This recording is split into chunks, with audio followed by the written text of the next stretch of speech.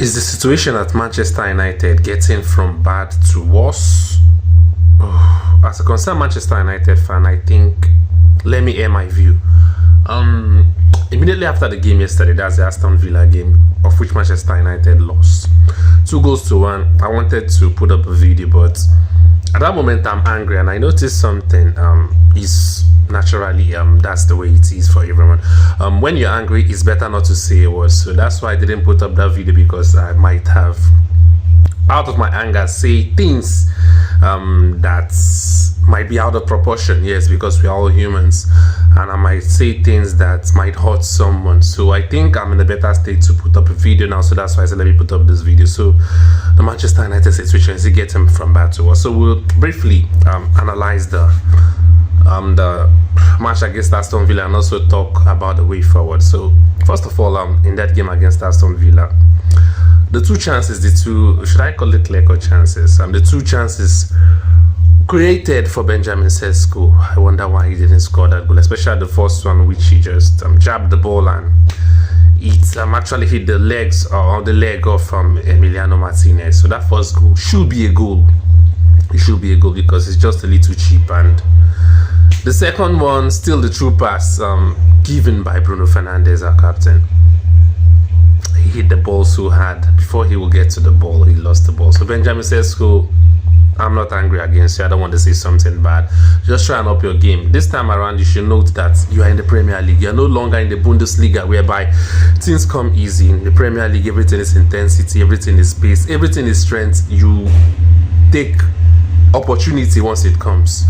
That's the Premier League for you. So try and do better next time. I think I see potential in you, so you should do better next time. Now, the 2 goals scored by Rodgers. People are putting the blame on Euro. I think I'm putting the blame on Euro also, especially with the first one. Now, the second goal, I pour part blame on Diogo Dalot, because look at that cross. He just allowed the player to cross him. So you guys should do better next time. Diogo Dalot, you know, I've given up on you ever since. But I think you guys should try and do better, because you are the things, or you are the players that we have available at our disposal at the moment, and I think you guys should do better till when you leave and we get a new player. Then we'll look forward to how we can better the club. And before I proceed again, for all of you that are Ruben Amorim out, I think it's best for you to go and search for a new club which you support and leave Manchester United alone. People pouring blames on Ruben Amorim, just you want to pour blames maybe because you felt bad whenever Manchester United lost, and all the blame should go to the manager. Go and look for a new club, because I don't ever wish Ruben Amorim to leave Manchester United. Because if you think Ruben Amorim is a bad manager, immediately Manchester United sack Ruben Amorim. Trust me, the likes of Manchester City, big clubs will come for him, because you guys know nothing. Especially I'm talking about the fans who actually wanted Ruben Amorim. You guys know nothing about football. The guy is coming to set the standard. Players FC is gone, whether you like it or not. All you fans that are so tied to one player, because you're a fan of a player, because you like a player, and you think the manager should play him always, that time is gone. That era is gone, and you should get used to it. Now, talking about Kobbie Mainoo, like we all know, Bruno Fernandes got injured in that game. I think it's that tackle from Onana. That tackle is quite bad, but the referee didn't see it. No yellow card, no nothing, just a free kick. Well, Bruno Fernandes is injured, and Kobbie Mainoo, you want to play football, it's time for you to come now and play football. That injury you faked yesterday, said you got a knock in the training ground, which means you're out of that team. I know it's just like a plan for creating a scenario for you to leave the club by January, but now Bruno Fernandes is injured. Come and play that football you want to play. Come and give the true pass. Come and give the set pieces. Come and score penalties. Come and create chances for players. The door is now wide open. We don't have Bruno Fernandes. He's injured and he'll be out for months. Come and play that football. Don't fake injury because you want to leave by January. Or if you want to leave, you can still leave. Who bloody cares? But it's time for you to up your game. Come and play football, because the number one person you think is a barrier to you, he's now injured and is now out for months. Come and play that football.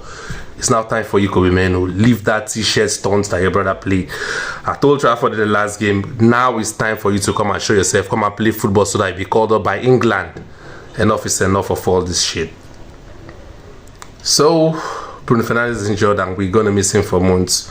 We don't have Brian Mbeumo, we don't have Masraoui, we don't have Ahmad, we don't have De Ligt, we don't have Maguire. I don't really know the seriousness about those 2 injuries, that's De Ligt and Maguire, but please, they should try and come back. Because our defense, we miss De Ligt, we miss Maguire. That is just it. So, Cunha, I think it's now time for you to take the club on your shoulders because Bruno is no longer there.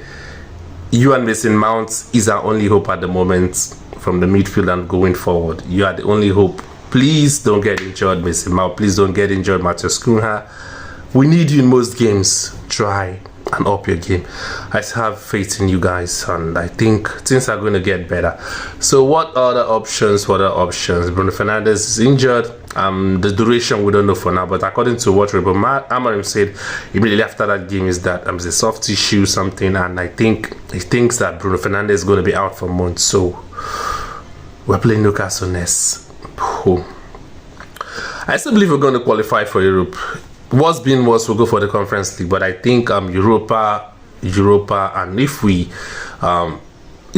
up our game, I think the Champions League spot is still open for us. So that's all I want to say as a concerned Manchester United fan. I'm still sad, but I try to control my emotion. And finally, please, all our ex-players, turned pundits, it's time to take it easy in the club. We know your glory days. We know all what you guys achieved. But see these players, or see the club now as a rebuilding phase. Please, don't get it hard on the manager. Don't get it hard on any players. It's just time for us to come together. Stick together as a club and hope for the best. The likes of Roy Keane, even Paul Scholes. Paul Scholes said something some weeks ago. I don't want to go into that.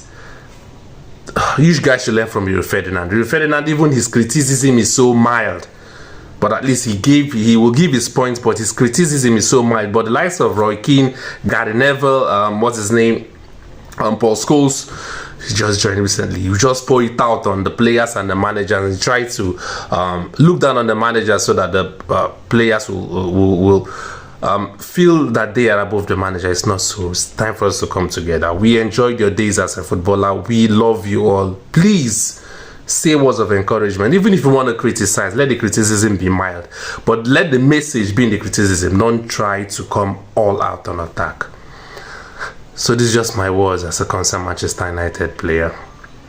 Follow me if you love Manchester United and if you love football. Still sad. Keeping my fingers crossed for the Newcastle game. Tell me in your comment section what you feel.